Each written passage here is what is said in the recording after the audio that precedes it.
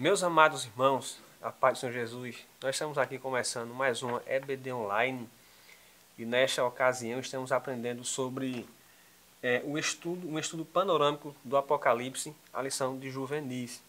E a lição de hoje é a nossa lição de número 9, que vai falar sobre o Apocalipse e a volta triunfal do Rei Jesus. O versículo base está falando, que está lá em Apocalipse capítulo 7, capítulo 1, versículo 7, é falar o seguinte: Eis que vem com as nuvens e todo olho o verá, até os mesmos que o transpassaram, e todas as tribos da terra se lamentarão sobre ele. Sim, amém. Isso aqui é o nosso texto base dessa lição, que vai falar do Apocalipse e a volta de Jesus.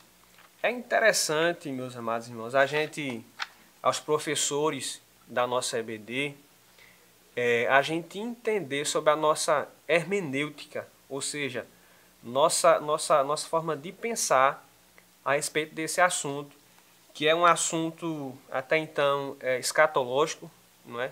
Da doutrina das últimas coisas. Vai estudar aí os acontecimentos finais, por exemplo, o arrebatamento, que a gente vai falar aqui, a volta de Jesus, e tantas outras coisas que essa doutrina ela vai trazer, que vai nos dar uma luz para o nosso entendimento a respeito dos fins das coisas. Então, é interessante, de antemão, nós temos uma ideia do que os pentecostais, por exemplo, nós, né, eles pensam a respeito dessa teologia, por exemplo. Por que eu estou falando isso, Arthur? Porque existem pensamentos, caro professor, que a gente vai ver aqui durante o decorrer da lição, que existem pensamentos que não condizem com a nossa doutrina, né, nem com a palavra de Deus.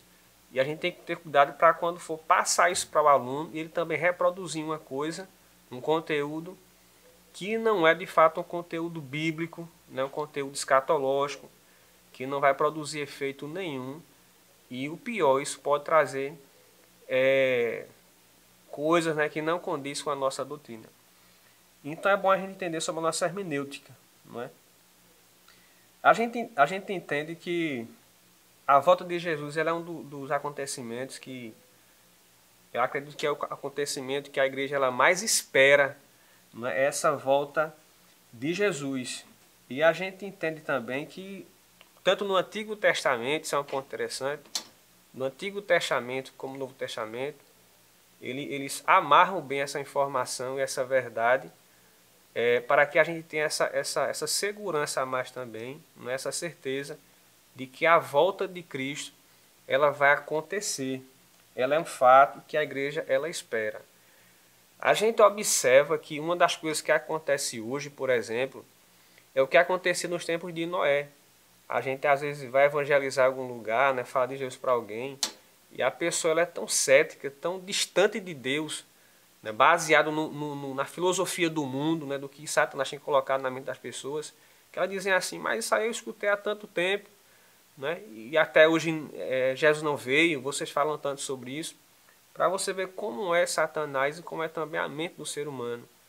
Então, assim, como isso tem crescido, isso também é uma realidade. As pessoas têm deixado de acreditar, também até cristãos, que existem histórias que pessoas que acreditavam em Deus hoje são céticas, não acreditam, outras viraram ateu porque não acreditam nas verdades, né, da palavra de Deus e muito menos na volta de Cristo. A gente entende que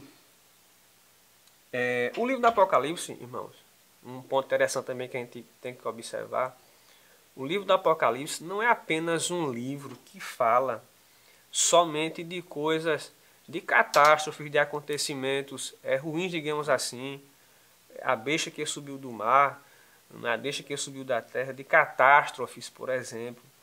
Mas ele também, o livro, né, ele também fortalece, ele revela e fortalece a nossa fé.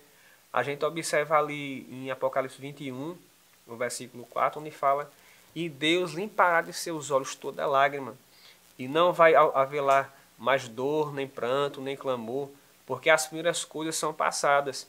Então nós entendemos que há também uma esperança. Ele nos revela a esperança do crente, do cristão, a esperança da igreja.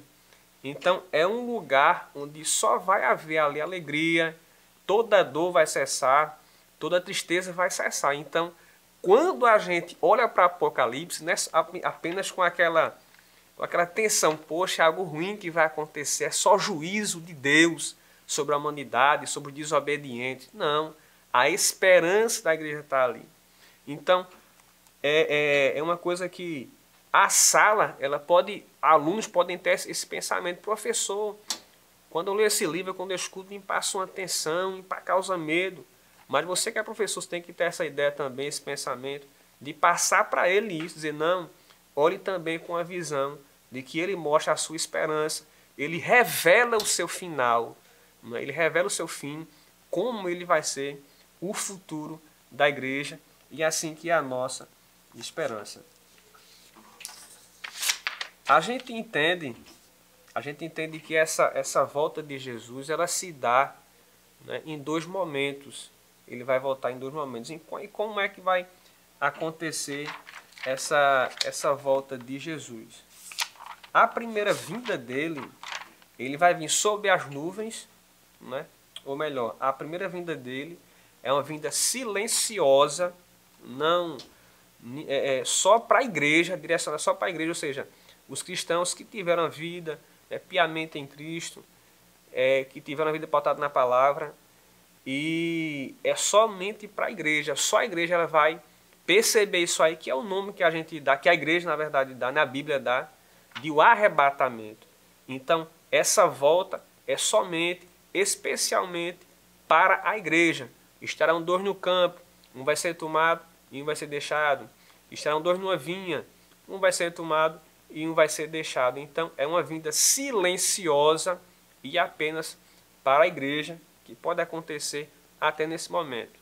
A segunda vinda, ela vai vir, Jesus vai vir sobre as nuvens, segundo o versículo que a gente leu de Apocalipse 1:7, que diz que todo olho o verá.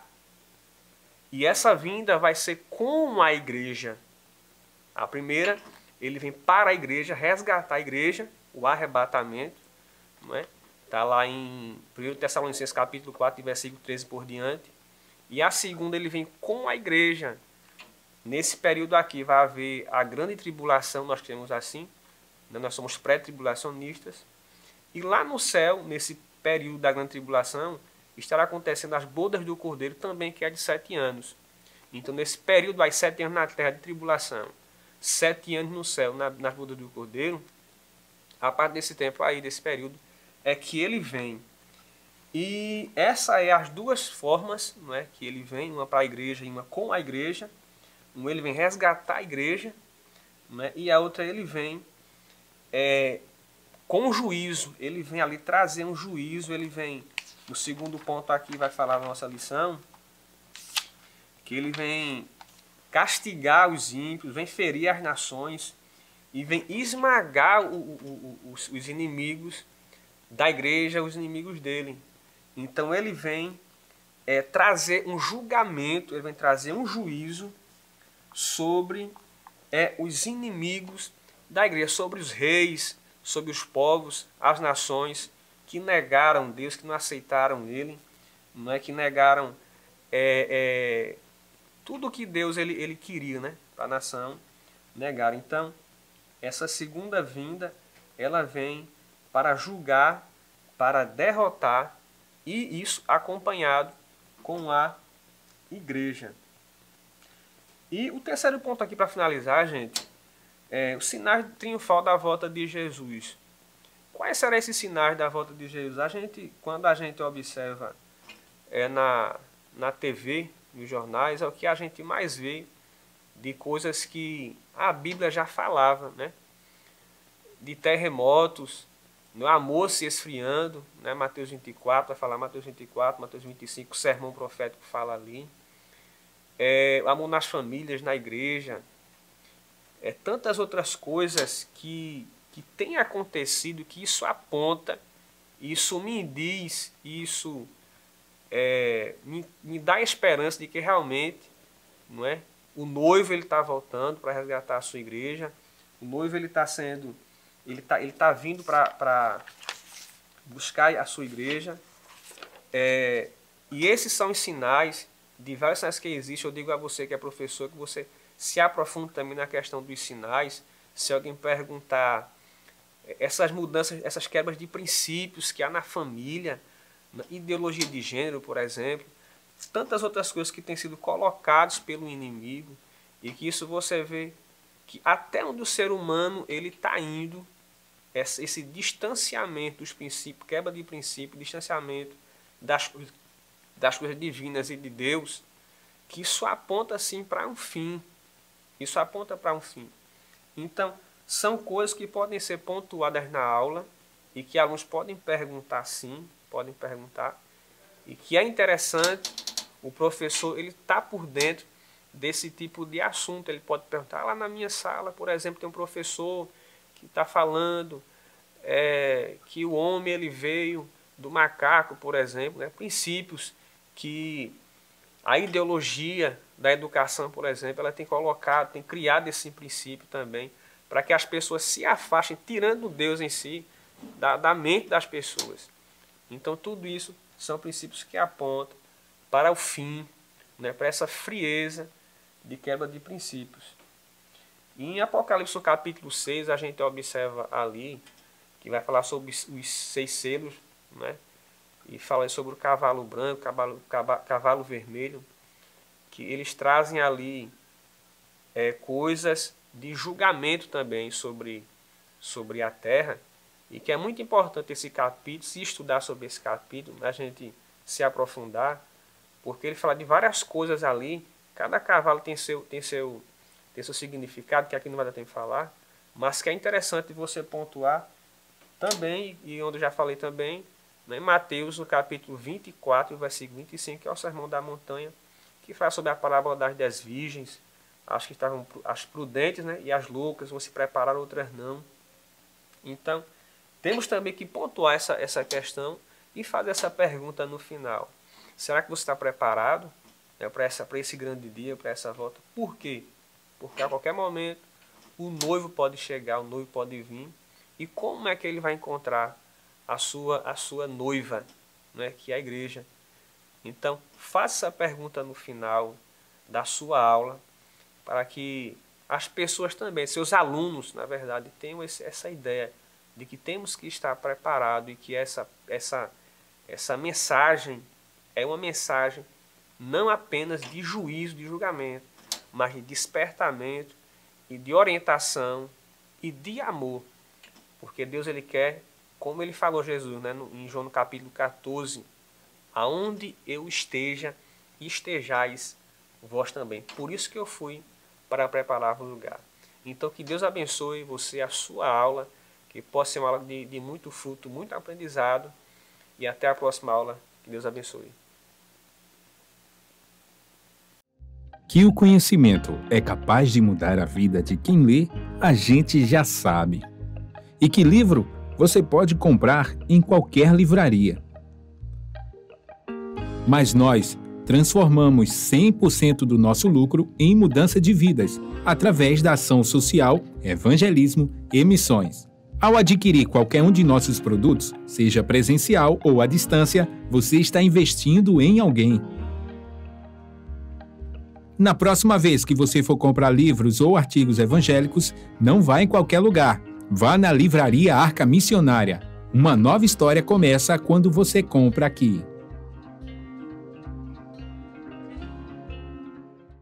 Agora você pode fazer a sua contribuição através do Pix, uma operação rápida, segura e sem custos. Abra o aplicativo do seu banco, clique na opção Pix e em seguida vá na opção Transferência. Depois é só digitar nossa chave Pix, que pode ser o nosso CNPJ 11 120 490 0001 86. Nosso e-mail contribua@eadalp.org.br ou nosso celular 81 98883 2755. Verifique se a contribuição é para a Igreja Evangélica Assembleia de Deus em Abreu Lima, Pernambuco. Confirme a transferência e depois siga o procedimento do seu banco.